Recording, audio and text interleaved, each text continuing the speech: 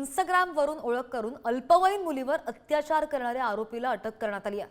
नवी मुंबईतल्या रबाळेमधली ही घटना आहे आणि आरोपी आकाश मोरे याने एका अल्पवयीन मुलीसोबत इंस्टाग्रामवर ओळख करून मैत्री केली।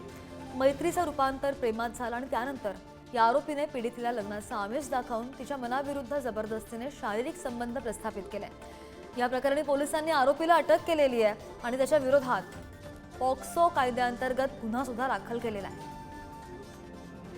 या मुलीशी इन्स्टाद्वारे मैत्री करून एप्रिल 2024 ते नोव्हेंबर 2024 अंतर्गत इन्स्टाद्वारे कॉन्टॅक्ट करून तिच्याशी प्रेमाचे नाटक करून लग्नाचे आमिष दाखवून त्याचे शारीरिक संबंध करून तिची इच्छा नसतानाही तू त्याच्याशी लग्न करतो प्रेम करतो वगैरे म्हणून इच्छा नसतानाही तिला गर्भवती केले।